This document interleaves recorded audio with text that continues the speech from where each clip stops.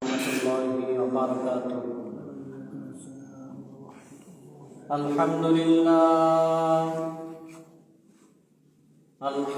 لله الذي هدانا لهذا وما كنا لنهتدي لولا أن هدانا الله،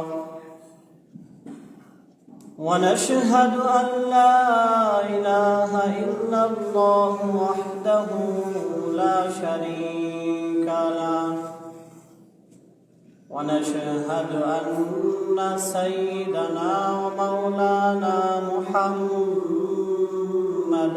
عبده ورسوله. أما بعد، فأعوذ بالله من الشيطان الرجيم. بسم الله الرحمن الرحيم. ما كان محمد أبا أحد من رجالكم ولكن رسول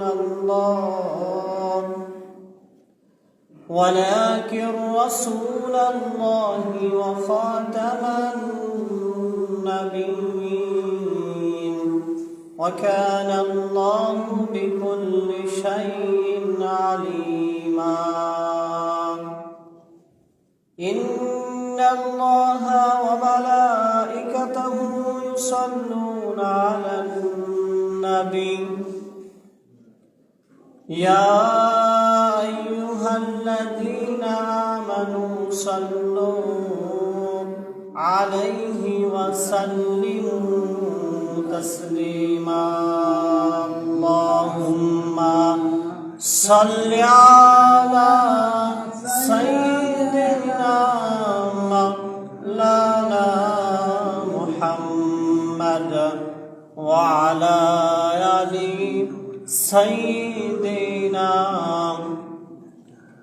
مولانا محمد. اللهم صل على سيدنا مولانا محمد وعلى آل سيدنا مولانا محمد. بلغ العلا بكماله، كشف الدجى بجماله، حسنت جميع خصاله. صلوا عليه وآله. আলহামদুলিল্লাহ, আল্লাহ পাকের দরবারে শুকরিয়া আদায় করছি, যিনি আমাদেরকে পবিত্র জুমাবারের দিনে দুনিয়াবী সমস্ত কর্ম থেকে অবসর দিয়ে সালাতুল জুমা আদায়ের লক্ষ্যে মসজিদে আসা সমবেত হওয়ার তৌফিক দিয়েছেন। এই জন্য কালিমাতুশ শুকরিয়া আমরা সবাই পড়ি আলহামদুলিল্লাহ। এবং লাখো কোটি দুরূদ এবং সালাম বর্ষিত হোক দয়ার নবী, মায়ের নবী, বিশ্ব নবী মুহাম্মদ রাসূলুল্লাহর উপর। আমরা সবাই বলি সাল্লাল্লাহু আলাইহি ওয়াসাল্লাম।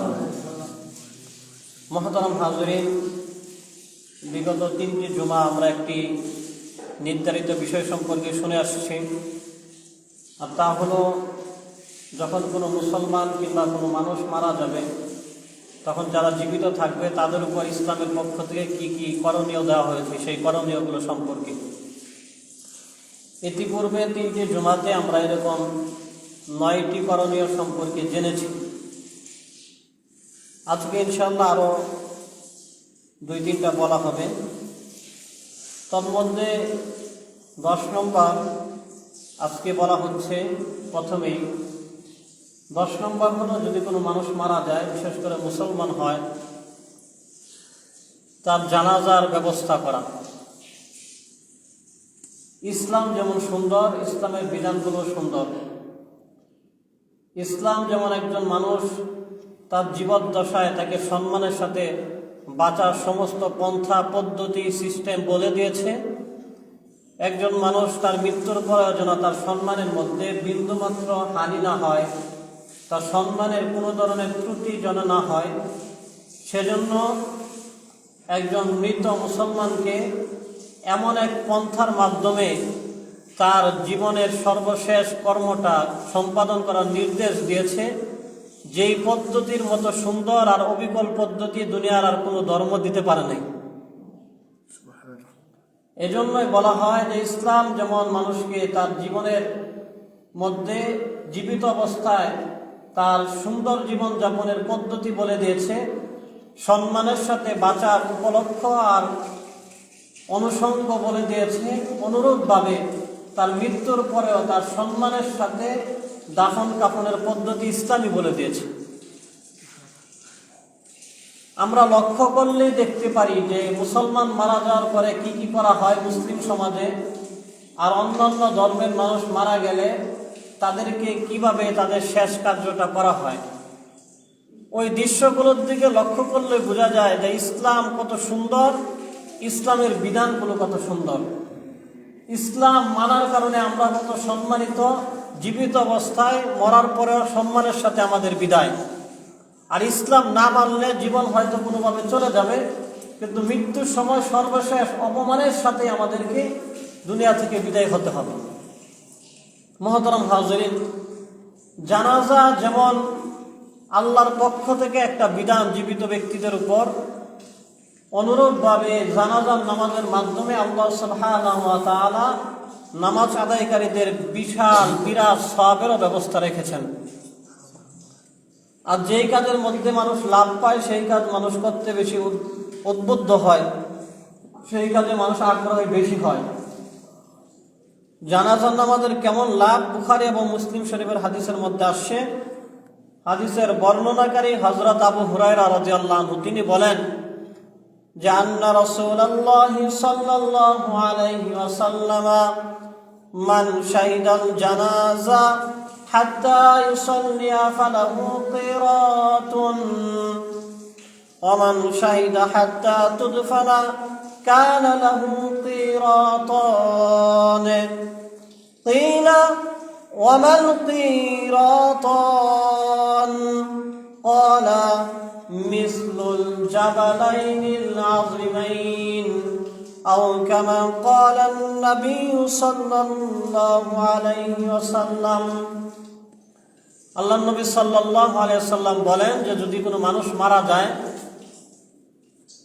আর কোনো ব্যক্তি সেখানে উপস্থিত হয়, এমনকি সে জানাজার নামাজও পড়ে, নবীজি এইভাবেই কথাটা বলেছেন যে কেউ মারা যাওয়ার পরে সেখানে যায়, উপস্থিত হয়, এমনকি জানাজার নামাজটা আদায় করে। কারণ অনেক সময় দেখা যায় আমরা দেখি চলে আসছি কোনো ব্যস্ততার কারণে, এই জন্য নবীজি কথাটা এইভাবে বলেছেন যে কারো মৃত্যুর সংবাদ শুনে সেখানে গেছে, এমনকি জানাজার নামাজও পড়েছে। নবীজি বলেন ফালাহু কিরাতুন, সেই ব্যক্তি একটা কিরাত পেয়ে গেল। সুবহানাল্লাহ। এবং নবীজি বলেছেন, এবং যদি কোনো ব্যক্তি সেখানে যায়, কেউ মারা গেলে সেখানে যায়, হাত্তা তুদফানা, এমনকি সে কবরস্থ করার দাফনের কাজেও শরীক হয়েছিল, তাহলে কানা লাহু কিরাতান, তাহলে সে 2 কিরাত পাবে। এই কিরাত বলতে তার আমরা কিছু বুঝলাম না, এখন সাহাবারাও বোঝা নেই। এই ধরনের হাদিস দ্বারা বোঝা যায় যে শুধুমাত্র কোনো ভাষার পাণ্ডিত্য অর্জন করলেই কোরআন সুন্নাহর সঠিক ইলম পাওয়া যাবে না, যদি রসুলের মাধ্যমে বা শিক্ষকের মাধ্যমে আত্মস্থ করা না হয়। বা সাহাবায়ে কেরাম তো আরব দেশের মানুষই ছিলেন, আরবি ভাষাও বুঝতেন, কিন্তু তারপরেও কিছু কিছু শব্দের ব্যাখ্যা নবীর থেকে শুনতে হতো, জানতে হতো। তো সাহাবায়ে কেরাম বলতেন ওয়াল কিরাত, আপনি তো বলছেন 2 কিরাত, 2 কিরাত মানে কি? নবীজি এই কিরাতের ব্যাখ্যা বলতে গিয়ে একটা উদাহরণ দিয়েছেন। নবীজি বলেন, নবীজির এই উদাহরণ দেওয়ার কারণ ছিল, যেমন নবীজির মসজিদে নববীর সামনে নবীজির চোখের সামনে দুনিয়া এবং আসমানের এই দুইটার মাঝখানে সবচেয়ে বড় বস্তু যেটা ছিল সেটা হলো উহুদ পাহাড়।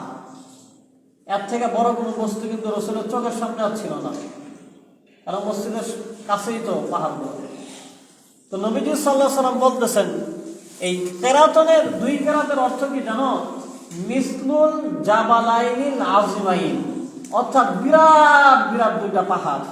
ধরে নিতে পারো আমার মসজিদের সামনে যে দুইটা বড় বড় উহুদ পাহাড় আছে, ধরো এরকম বিশাল বড় বড় দুইটা পাহাড়। সুবহানাল্লাহ।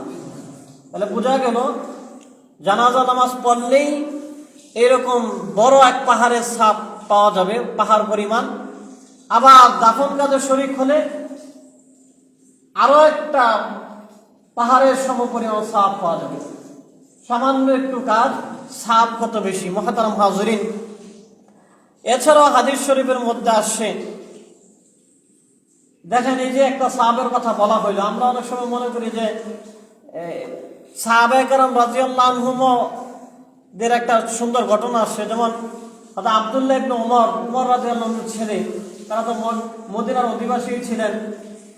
এই আব্দুল্লাহ ইবনে উমর তিনি এই হাদিস শুনছেন, আবু হুরায়রা বলছেন।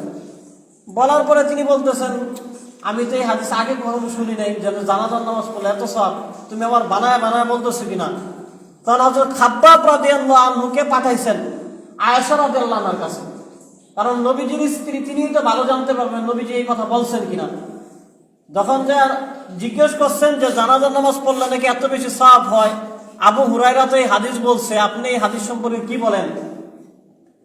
তখন আয়েশা রাদিয়াল্লাহু আনহা বলেছেন, সাদ্দাকতা আবু হুরায়রা তো সত্যিই বলেছি। এই সংবাদ যখন আব্দুল্লাহ ইবনে উমর রাদিয়াল্লাহু আনহুমা তিনি শুনছেন, তখন তিনি আফসোস করে বলতেছেন, লাকাদ ফাররাতনা ফি করাতিনা কাসীরাতিন, আহারে আফসোস, আমি জীবনে কত কিরাত সওয়াব নষ্ট করে দিছি। আমি ইচ্ছা করলেই এই যে জান্নাতুল বাকির মধ্যে কত মানুষ দাফন হয়েছে, তাহলে এখানে তো অনেক জানাজা হয়েছে, আমি ইচ্ছা করলেই কত কিরাত সব নিতে পারতাম। আগে যদি জানতাম যে জানাজা নামাজ পড়লে এত সওয়াব, তাহলে আমি সবগুলা জানাজা নামাজের মধ্যে শরীক হইতাম। এজন্য মুহতারাম হাজিরিন, আমরা যেহেতু জানছি, আমরাও চেষ্টা করব কোথাও জানাজা হলে সেটাকে গুরুত্ব দিয়ে সে জানাজায় শরীক হওয়া, এই সওয়াবগুলো অর্জন করার জন্য। আল্লাহ সুবহানাহু ওয়া তাআলা যেন আমাদেরকে তৌফিক দান করে, আমিন। মুহতারাম হাজিরিন, এছাড়া ইমাম বুখারী রাহমাতুল্লাহ আলাইহির লিখিত আদাবুল মুফরাদ কিতাবের মধ্যে আসছে এবং মুসনাদ আহমদ কিতাবের মধ্যে আসছে, এই হাদিসের বর্ণনাকারী হযরত আবু সাঈদ খুদরি রাদিয়াল্লাহু আনহু তিনি বলেছেন যে নবীজি বলেন যে আমশু মাল জানাইজ তুযাক্কিরুকুমুল আখিরা, যে তোমরা জানাজার নামাজে শরীক হবা, দাফন কাজে শরীক হবা, এই কাজগুলা করলে তোমাদের আখিরাতের কথা স্মরণ হবে। কারণ দুনিয়ায় চলতে চলতে এক সময় এই উপলব্ধি অন্তর থেকে চলে যাবে যে আমরা এক সময় মারা যাব। কিন্তু যখন জানাজা নামাজে শরীক হবে, তোমরা কাফন দাফনে যাবে, তখন দেখবে অনেক মোটা তাজা মানুষ, সেও মারা গেছে। গতকালকে অনেক শক্তিশালী ছিল, সেও মারা গেছে। অনেক টাকা সম্পদের মানুষ, সেও মারা গেছে। তোমার থেকে অনেক সময় অনেক অল্প বয়সের মানুষ, সেও দুনিয়া থেকে চলে গেছে। যখন এই জিনিসগুলো তোমার চোখের সামনে আসবে, তখন তোমার আখিরাতের কথা স্মরণ হবে।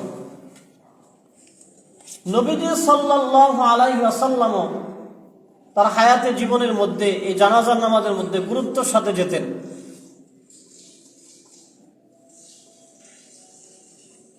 আবু দাউদ শরীফের এক হাদিসের মধ্যে আসছে, হাদিসের বর্ণনাকারী হযরত সাওবান রাদিয়াল্লাহু আনহু তিনি বলেন, নবীজি কেমন গুরুত্ব দিতেন জানাজা নামাজে যাওয়াকে। হযরত সাওবান রাদিয়াল্লাহু আনহু বলেন, জান্নান নবী সাল্লাল্লাহু আলাইহি ওয়াসাল্লাম উতিয়া বিদাব্বাতিন ওয়া হুয়া মাল জানাজা ফাবা আইয়ারকাবাহা, যে একবার নবীজি সাল্লাল্লাহু আলাইহি সাল্লাম জানাজা নামাজের জন্য যাচ্ছিলেন, তখন সবাই তো হেঁটে হেঁটে যাচ্ছে। একজন ব্যক্তি একটা যানবাহনের ব্যবস্থা করলেন, দাব্বা মানে কোনো জন্তু আর কি, মানে ধরেন ঘোড়া বা উট, যেগুলো বাহন হিসাবে ব্যবহার করা হয়, এই সমস্ত প্রাণী আনা হইল। এনে নবীজিকে বলা হলো যে সবাই হেঁটে যায়, আপনি তো রাসূল, আপনার হাঁটার দরকার কি, আপনি যান, মানে এই বাহনের উপর উঠে চলে যান। ফাবা ইয়ারকাবাহা, নবীজি অস্বীকৃতি জানালেন, নবীজিও হেঁটে হেঁটে গেলেন। ফালাম্মা ইনসারাফা উতিয়া বিদাব্বাতিন ফারাকিবা, কিন্তু যখন জানাজা নামাজ শেষ হলো, আবারও একটা বাহনের ব্যবস্থা করা হলো এবং নবীজিকে বলা হলো যাওয়ার সময় তো বললাম আপনি বাহনে উঠেন না, এখন বাহনে উঠে চলে যান। ফারাকিবা, নবীজি বাহনে উঠলেন। এখন সাহাবাদের ভিতরে আবার কৌতূহল কাজ করলো, আসার সময় বললাম যে বাহনে উঠে জানাজা নামাজে যান, গেলেন না, নামাজ শেষ করে বাহনে চলে গেলেন। তখন সাহাবায়ে কেরাম নবীজিকে প্রশ্ন করলেন, ফাকিলা লাহু, এমনটা কেন করলেন? আসার সময় বাহনে চড়ে জানাজা নামাজে গেলেন না, নামাজ শেষে আবার বাহনে চলেই গেলেন। তখন নবীজি বলতেছেন, ফাকালা ইন্নাল মালাইকাতা কানাত তামশি ফালাম আকুন লিআরকাব ওয়াহুম ইয়ামশুন ফালাম্মা যাহাবু রাকিবতু। নবীজি বলেন যে নিশ্চয়ই আমি যখন জানাজার জন্য হেঁটে হেঁটে আসছিলাম, তখন আমি দেখতে পাইছি যে অনেক ফেরেশতাও ওই জানাজার নামাজে শরীক হওয়ার সময় হেঁটে হেঁটে আসতেছে। কিন্তু যখন জানাজার নামাজ শেষ হয়েছে, ফেরেশতারা তো চলে গেছে। এজন্য প্রথমে আমিও হেঁটে আসছি, ফেরেশতারাও হেঁটে হেঁটে আসছিল এজন্য। কিন্তু জানাজার নামাজের শেষে ফেরেশতারাও চলে গেছে, এজন্য আমি বাহনের দিকে চলে আসছি। নবীজি হেঁটে হেঁটে যেতেন, এই জন্য সম্ভব হলে জানাজা নামাজের জন্য, ঈদের নামাজের জন্য হেঁটে হেঁটে যাওয়া। হ্যাঁ, অনেক সময় দেখা যায় যে পার্শ্ববর্তী মহল্লা একটু দূরে, ওই সমস্ত জায়গায় হেঁটে গেলে নামাজ মিস হয়ে যাবে, কিংবা বাহন নিয়ে যাওয়া দরকার একটু দূরে, তখন ব্যবহার করা যায়। কিন্তু এমনি কাছাকাছি হলে এই সমস্ত জায়গায় ঈদের নামাজ এবং জানাজার নামাজের জন্য হেঁটে যাওয়া এটা একটা সুন্নাহ। মুহতারাম হাজরিন, এজন্য কোনো মানুষ মারা গেলে জানাজার নামাজের ব্যবস্থা করা এবং দায়িত্বের সাথে সওয়াব অর্জনের একটা বিশাল সুবর্ণ সুযোগ মনে করে জানাজার নামাজে শরীক হওয়া, এটা জীবিতদের উপর একটা করণীয়। তারপরে করণীয় হলো কোনো মানুষ মারা গেলে দ্রুত জানাজার ব্যবস্থা করা, যেটা এখন অনেকটাই ইচ্ছায় অনিচ্ছায় আমাদের এটা হয়ে গেছে। আমরা এইভাবেই অভ্যস্ত হয়ে যাচ্ছি ধীরে ধীরে। যখনই হোক একটু দেরি করে করেই জানাজা দেওয়া, এরকম হয়ে গেছে। দ্রুত দেওয়ার উদ্দেশ্য আবার এমন না যে তাড়াহুড়া করে 1-2 ঘন্টার ভিতরে একদম হুলস্থুল করে দিয়ে দিতে হবে, এমন না। আবার লেট করার অর্থ এমন না যে ফ্রিজে রেখে দিছে, এগুলো তো একদমই ঠিক না। গতকালকে রাতে মারা গেছে, পরের দিন একবারে এই আসরের পরে দিতে হবে, এরকম লং টাইম দেরি করার কোনো দরকার নাই। মোটামুটি খবর টবর করা, একটু আত্মীয় স্বজনের খোঁজ খবর দেওয়া, হয়ে গেলে জানাজা দিয়ে দেওয়া, ইসলামের বিধানই হলো এটা। যেমন এক হাদিসের মধ্যে আসে, এই হাদিসও আবু দাউদ শরীফের মধ্যে আছে।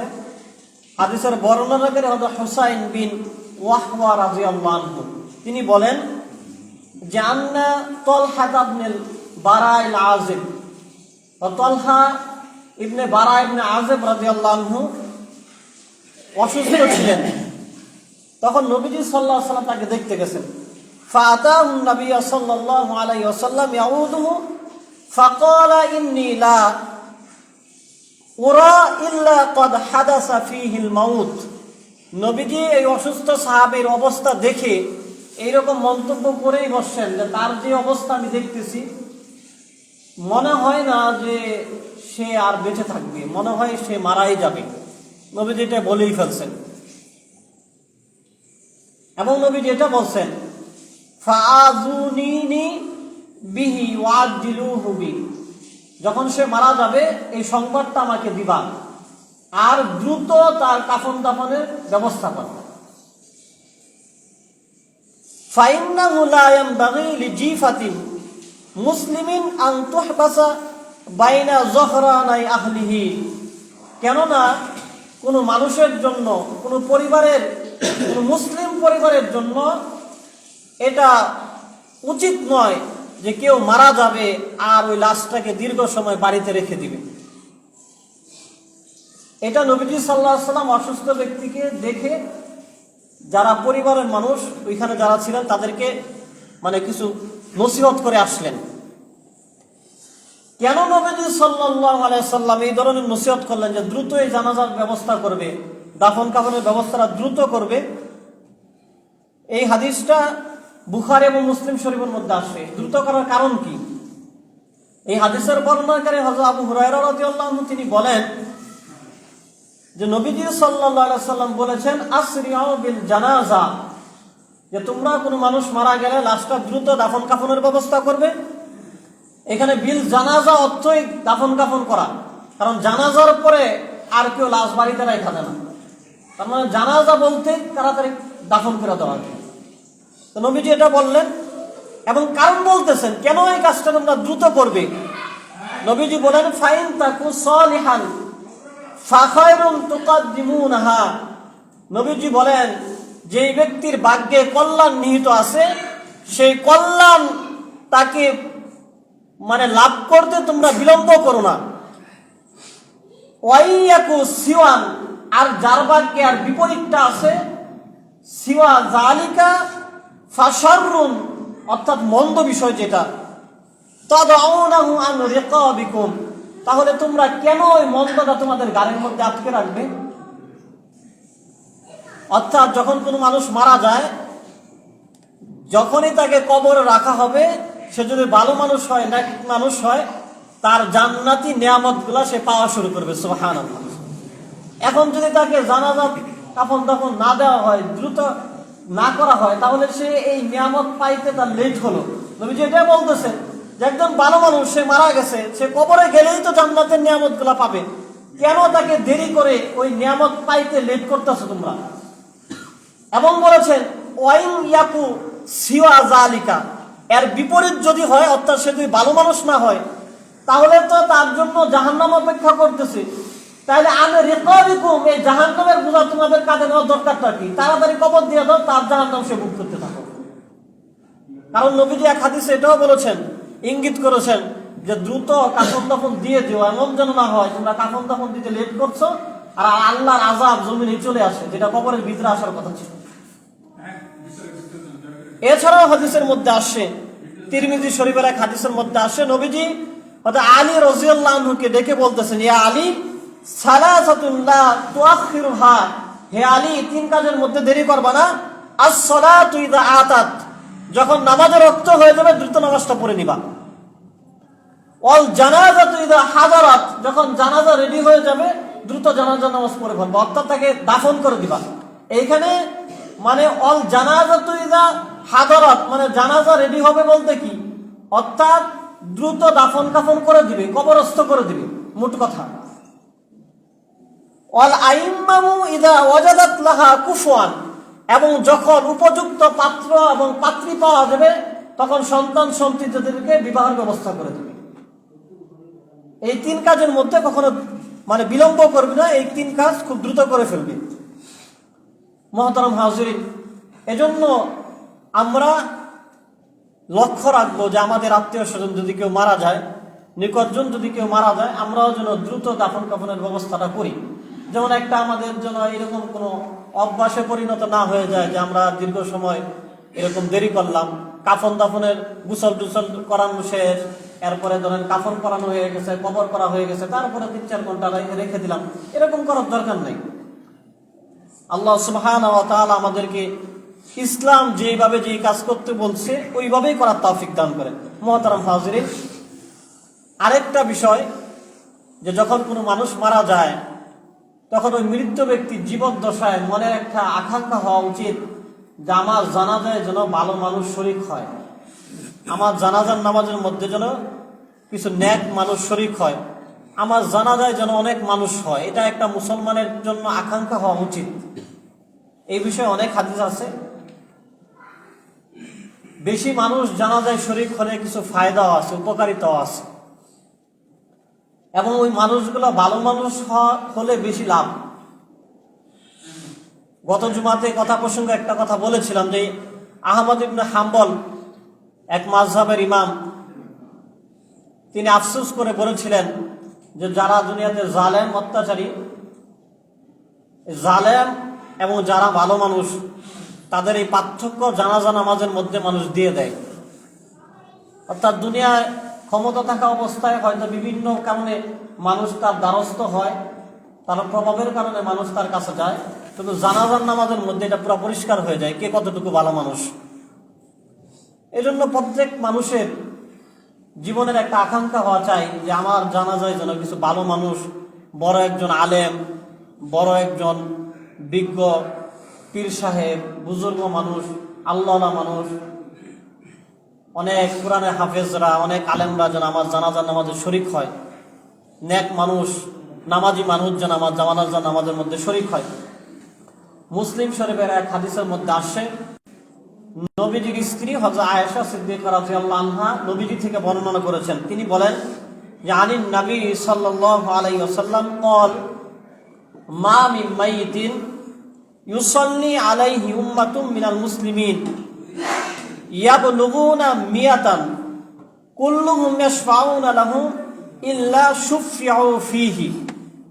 নবীজি বলেছেন, যখন কোন মুসলমান ব্যক্তি মারা যায়, মারা যাওয়ার পরে তার জানাজার নামাজের মধ্যে যদি মুসলমান অনেক শরিক হয় এবং এর সংখ্যাটা যদি 100-তে যায় পৌঁছে, অর্থাৎ কোন মুসলমানের জানাজার মধ্যে যদি 100 মানুষ উপস্থিত হয়,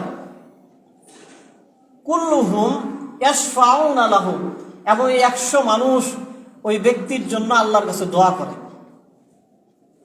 ইল্লা শুফিউ ফীহি, আল্লাহ তাআলা ওই 100 মানুষের দোয়াকে কবুল করে নেবেন।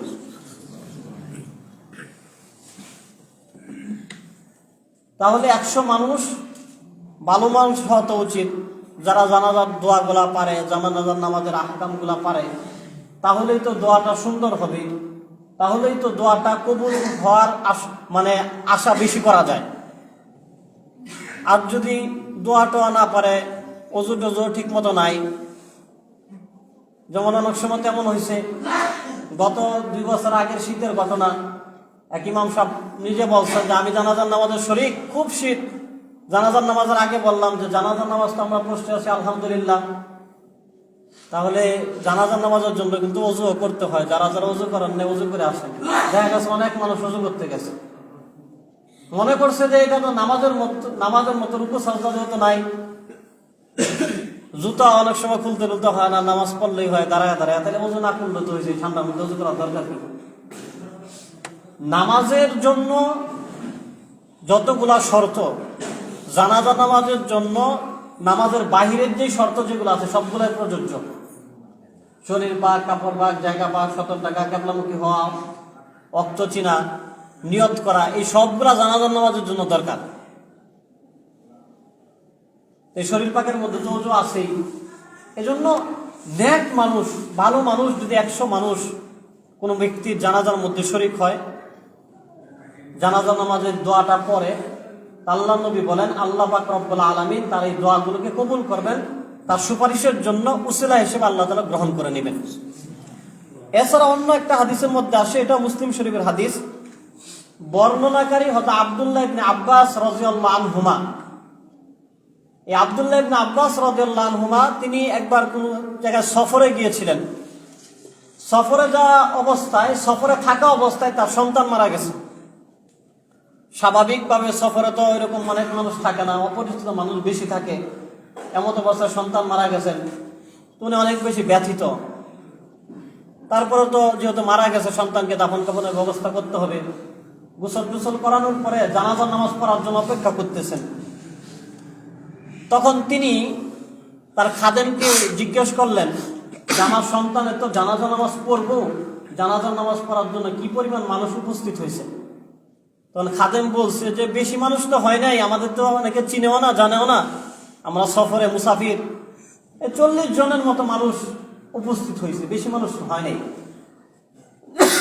তখন আব্দুল্লাহ ইবনে আব্বাস রাদিয়াল্লাহু আনহুমা বলতেছেন যে সামিআতু রাসূলুল্লাহ সাল্লাল্লাহু আলাইহি ওয়াসাল্লাম, আমি নবীজিকে এই কথা বলতে শুনেছি, মা মির রাজুলিন মুসলিমিন ইয়ামুতু, যখন কোনো মুসলমান ব্যক্তি মারা যায়, ফায়াকুমু আলা জানাজিহি, এবং তার জানাজার নামাজ পড়ার জন্য 40 রাজুলান 40 জন মানুষ উপস্থিত হয়।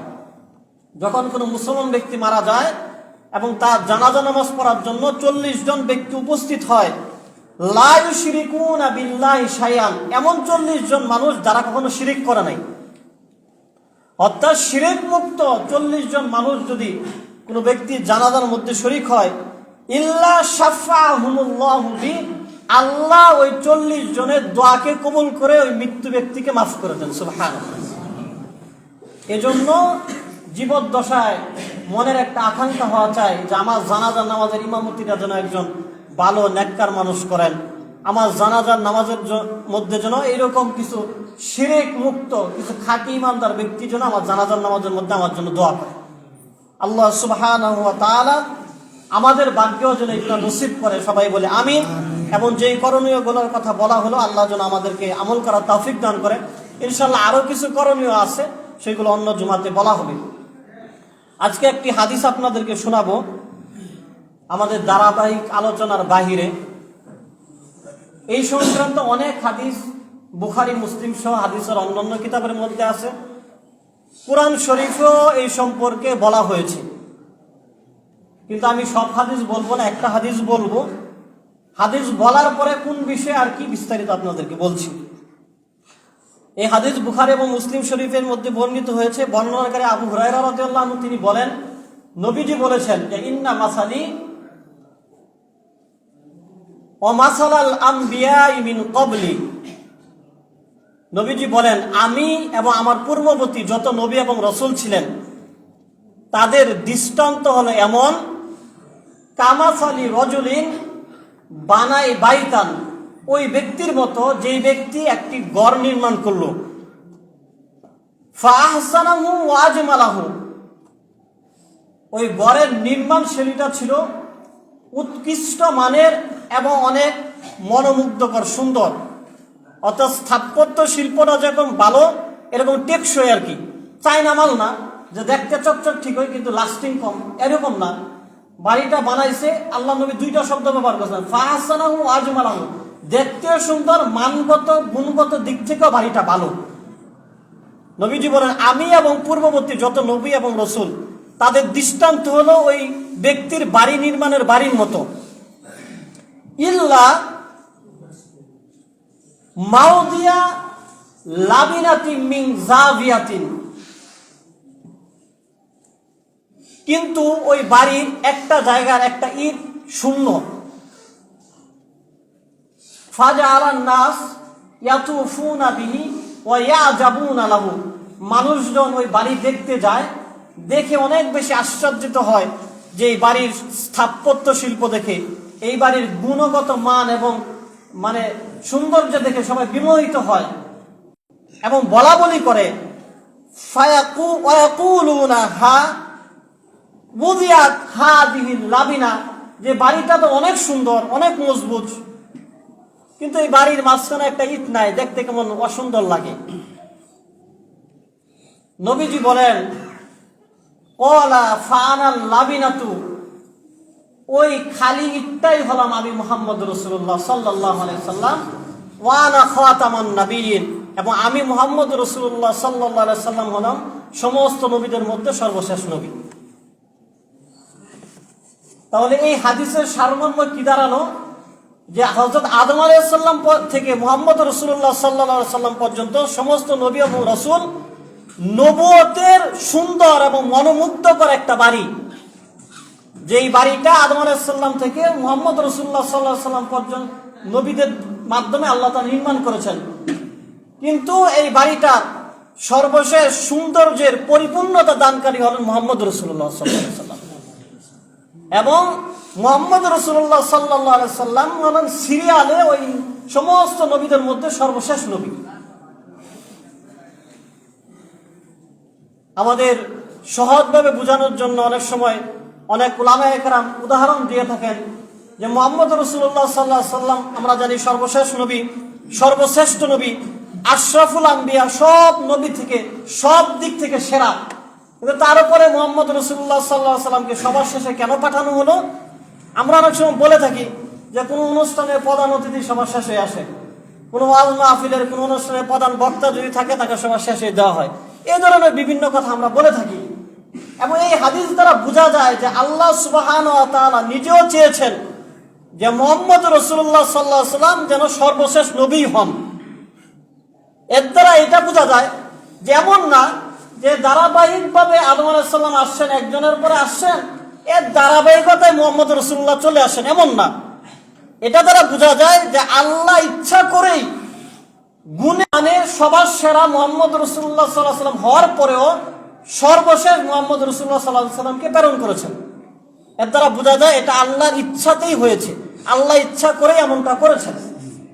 মুহতারাম হাজরিন, এইখানে আরেকটা বিষয় বোঝা যায় যে আমরা যেমন ইমানের চুক্তিতে আল্লাহর সাথে এই কথাতে ওয়াদাবদ্ধ হয়েছি যে লা ইলাহা ইল্লাল্লাহ মুহাম্মাদুর রাসূলুল্লাহ, আমরা এই কথা বিশ্বাস করি যে আল্লাহ ছাড়া ইবাদতের উপযুক্ত আর কেউ নাই। অন্যান্য ধর্মের মানুষরাও এটা অনেক সময় বলে যে আল্লাহকে আল্লাহ বলে, কিন্তু তারা এটার সাথে আরো কাউকে যুক্ত করে। কিন্তু আমরা এটার মধ্যেই ক্ষান্ত যে আল্লাহ ছাড়া আর কারো ইবাদত করা যাবে না। কোরআন শরীফের মধ্যে আছে আল্লাহ তাআলা নবীজি মুহাম্মদ রাসূলুল্লাহ সাল্লাল্লাহু আলাইহি ওয়াসাল্লাম বলেছেন, আপনি কাফেরদেরকে বলেন, কাফেররা কসম করে এই কথা বলবে যে আসমান এবং জমিন আল্লাহ ছাড়া আর কেউ বানায় নেই। মানে অনেক বিষয়ে কাফেররা এটা মানবে, কিন্তু এই জায়গাতেই যে সমস্যাটা করবে যে তারা মনে করবে যে আল্লাহ ছাড়াও আরো কারো ইবাদত বন্দেগী করা যায়, আর মুসলমান মনে করবে আল্লাহ ছাড়া আর কারো ইবাদত বন্দেগী করা যাবে না। এটা কালিমার প্রথম অংশ। দ্বিতীয় অংশ মুহাম্মদুর রাসূলুল্লাহ, মুহাম্মদ আল্লাহ তাআলা রসুল। এটা বিশ্বাসের সাথে সাথে এই হাদিসের মাধ্যমে আমাদের এই বিশ্বাসটাকেও করতে হবে মুহাম্মদ সাল্লাল্লাহু আলাইহি ওয়াসাল্লাম যেমন আল্লাহ রসুল, অনুরূপ ভাবে মুহাম্মদ সাল্লাল্লাহু আলাইহি ওয়াসাল্লাম আল্লাহ তাআলার পক্ষ থেকে সর্বশেষ রসুল। সুতরাং যদি কোনো ব্যক্তি এটা মনে করে মুহাম্মদ সাল্লাল্লাহু আলাইহি ওয়াসাল্লাম শুধু আল্লাহ রসুল, সর্বশেষ রসুল না, তাহলে একটা অংশ মানলো আরেকটা অংশ মানলো না। এটা হলো ইমানের সাথে সম্পৃক্ত একটা বিষয়। এটাকে কোনোভাবেই ছোট করে দেখার কোনো ধরনের সুযোগ নাই।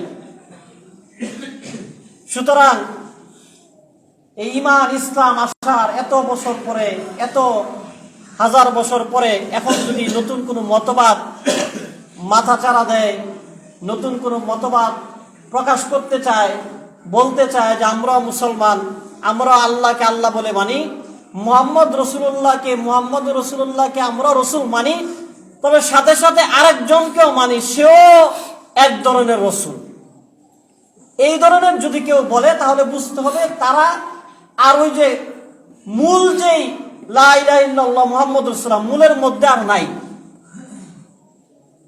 তারা মূল থেকে সরে গিয়েছে। এইরকম নব্য দাবিদার এক ফেরকা মাথাচাড়া দিয়েছে আমাদের গাজীপুরে, সেটা হলো কাদিয়ানীরা। তাদের কার্যক্রম বিভিন্ন দেশে বিভিন্ন জায়গায় বিভিন্নভাবে চলতেছে। এই কথাগুলো এজন্যই বলা আপনাদেরকে, কারণ দেখা গেছে আমাদের মতোই নামাজ পড়বে, আমাদের মতোই মসজিদ দিবে, আমাদের মতোই কোরআন পড়বে, ওই এক জায়গাতে একটা সমস্যা নিয়ে তারা সমাজে চলবে। আমরা বুঝে কিংবা না বুঝে তাদের সাথে যাব, মিশবো, এক সময় দেখা যাবে আমরা মনে করবো তারা তো আমাদের মতোই। তারা কিন্তু এটা বলবে এবং তারা উত্তর রেডি করে রাখছে। আপনি বলার পরে বলবে যে আমরা মুহাম্মদ রাসূলুল্লাহকে রসুল মানি, কোনো সমস্যা নাই, কিন্তু এরপরেও তারা আরেকজনকেও মানে। এটাই হলো সমস্যা। যেমন হিন্দুদেরকে আল্লাহ রসুলের মাধ্যমে আল্লাহ তাআলা বলছিলেন যে কাফেরদেরকে বলেন, তারা অবশ্যই কসম করে বলবে আল্লাহ আসমান জমিন বানাইছে, এছাড়া কেউ বানানে, কিন্তু এরপরে আরো কাউকে লগে যুক্ত করবে। তারাও এরকম ভাবে আরো কাউকে যুক্ত করে। এটাই হলো সমস্যা। এই জন্য মুহতারাম হাজিরিন, যাতে করে আমরা ইমান হারা না হয়ে যাই, যত দিন এরকম সামনে আসবে, দুনিয়ার বয়স যত বাড়বে, এরকম ফিতনা, এইরকম সমস্যা তত বাড়তেই থাকবে। এটা হাদিসেরই কথা, নবীজিও বলেছেন কিয়ামত যত ঘনিয়ে আসবে তত বেশি মানুষ ইমান হারা হবে। মানুষের মধ্যে বিভিন্ন ধরনের দেখবেন এক এক হুজুর, এক এক বড় বড় দাড়িওয়ালা, বড় বড় টুপিওয়ালা, বড় বড় জুব্বাওয়ালা এক এক ধরনের কথা বলবে। এটা নবীজিরই কথা। এজন্য ওই সময় যাচাই বাছাই করে তারপরে চলতে হবে। আর এজন্য আমাদের পুরস্কারও বেশি। সাহাবায়ে কেরামের জন্য ছিল ইসলামের 10 ভাগের 10 ভাগই পরিপূর্ণভাবে মানতে হবে। আর আমাদের হলো কষ্ট করে যদি একটা ভাগও ভালো করে ধরতে পারি, ইমানটাকে যদি সঠিকভাবে রাখতে পারি, আমলের ত্রুটি বিচ্যুতি করে আল্লাহ তাআলা মাফ করে দিবেন। কিন্তু এই প্রশ্নটা সম্পূর্ণ ইমানের উপর। এই জন্য মুহতারাম হাজরিন, আমাদের পুরাই গাজীপুর সিটি কর্পোরেশনের যত বড় বড় মসজিদের ইমামরা এবং বড় বড় মাদ্রাসার মুহতামিমরা, প্রিন্সিপালরা, ওনারা সবাই বসে একটা আলোচনা করেছেন এবং ডিসি অফিস থেকে পারমিশন নিয়েছেন। আগামী 7 তারিখ বুধবার আমাদের রাজবাড়ী মাঠে পুরা গাজীপুর মহানগরের আলেম ওলামাদের পক্ষ থেকে সকাল 9টা থেকে সন্ধ্যা পর্যন্ত এই কাদিয়ানি কারা, তাদের কি মতবাদ এবং তারা কিভাবে আমাদেরকে ঈমান হারা করবে, এই সচেতনতার একটা প্রোগ্রামের আয়োজন করেছেন। সেখানে মক্কা থেকে একজন বড় শায়েখ আসবেন এবং সারা বাংলাদেশে যিনি এই খতম নবুয়ত মুহাম্মদ রাসূলুল্লাহ যে সর্বশেষ নবী, এই আন্দোলনে যিনি সবচেয়ে অগ্রণী ভূমিকা পালন করেন, আল্লামা পীর সাহেব আব্দুল হামিদ, তিনিও আসবেন এবং ঢাকা থেকে বড় বড় উলামায়ে কেরামরা আসবেন। আমরা সবাই ওখানে শরীক হব, কারণ আমরা যদি না জানি যে কোন রাস্তার মধ্যে কাঁটা আছে এবং কাঁটাযুক্ত রাস্তার মধ্যে কিভাবে পা ফেলতে হবে, আমরা না জেনে সেই রাস্তায় পা দিব, আমাদের পায়ের মধ্যে কাঁটা বিঁধবে। আমরা যদি না জানি যে কাদিয়ানীরা কিভাবে আমাদেরকে ঈমান হারা করবে, তাহলে আমরা তাদের কথার মধ্যে ছলে বলে কৌশলে তাদের কথার মধ্যে আমরা ঈমান হারা হয়ে যাব। এজন্য আমাদের সবাই ঈমানের দায়িত্ব হিসাবে 7 তারিখে আমরা যাব, আমরা এখানে সময় দিব, আমরা সচেতন হব, ঈমানকে বাঁচাবো। নবীজি সাল্লাল্লাহু আলাইহি ওয়াসাল্লাম তিরমিজি শরীফের এক হাদিসের মধ্যে বলেছিলেন যে আমি দুনিয়া থেকে চলে যাওয়ার পরে মিথ্যা নবুয়ত দাবিদার 30 জন আসবে এবং অনেকে মিথ্যা নবুয়ত দাবি করছিলেন। ইসলামী শাসন ব্যবস্থায় তাদের জন্য সর্বোচ্চ শাস্তি মৃত্যুদণ্ড ছিল, হত্যা করে গলা কেটে তাদেরকে শাস্তি বাস্তবায়ন করা হতো। এবং অনেক আরব দেশে অনেক আগেই কাদিয়ানীদেরকে অমুসলিম ঘোষণা করা হয়েছে। আমাদের দেশে বিভিন্ন কারণে এখনো রাষ্ট্রীয়ভাবে অমুসলিম ঘোষণা করা হয় নাই, কিন্তু আমরা আশাবাদী, উলামায়ে কেরাম তৎপর আমাদের ঈমান বাঁচানোর জন্য যে তাদের জন্য এরকম একটা ঘোষণা আসবে। কারণ বাংলাদেশে আমরা জানি যে বিভিন্ন ধর্মের মানুষ বাস করে, কোনো ধরনের সমস্যা নাই, সরকারিভাবে তাদেরকে পৃষ্ঠপোষকতা করা হয়, গণতান্ত্রিক দেশ হিসাবে যার যার ধর্ম শেষে পালন করবে। যেহেতু এটা ঈমানের একটা প্রশ্ন, আমরা মুসলমান হিসাবে আমরা আমাদের মতো থাকবো, তারা কাদিয়ানী হিসাবে তারা তাদের মতবাদ নিয়ে থাকবে। কিন্তু তারা নিজেদের নামের মধ্যে লেখে যে আহমদিয়া মুসলিম জামাত। তাদের এই সমস্ত নাম এবং কার্যক্রম দ্বারাই কিন্তু বোঝা যায় তারা আমাদের মতো না। কারণ তারা যদি আমাদের মতোই থাকতো, আমাদের কোনো মসজিদে এই জিনিস লিখতে হয় না। আমাদের এখানে লিখতে হয় যে মুহাম্মদি জামে মসজিদ লম্বুরিবাড়ি, এরকম লিখতে হয় না, কিন্তু তাদের মসজিদগুলোর মধ্যে আবার লেখে আহমদিয়া কাদিয়ানী জামে মসজিদ, এই ধরনের। এই শব্দগুলো লক্ষ্য করলে বুঝবেন যে তাদেরটা আসলে নতুন কিছু। তো এই জন্য মুহতারাম হাজিরিন, আমরা ইনশাআল্লাহ 7 তারিখে যাব, এই কর্মসূচিটাকে বাস্তবায়ন করব এবং ঈমানের দায়িত্ব আমরা পালন করব। আল্লাহ সুবহানাহু ওয়া তাআলা যেন এই কাদিয়ানীদের তৎপরতা থেকে গোটা বিশ্বের মুসলমানদের ঈমানগুলোকে হেফাজত দান করে এবং আমাদের সবার ঈমানকে যেন আল্লাহ তাআলা হেফাজত দান করে এবং আমাদের সবাইকে যেন ঈমানদার হিসাবে, মুসলমান হিসাবে ঈমানের সাথে যেন আল্লাহ তাআলা মৃত্যু দান করে। সবাই বলে আমিন। যারা পরে আসি তারা কবর জমা করে।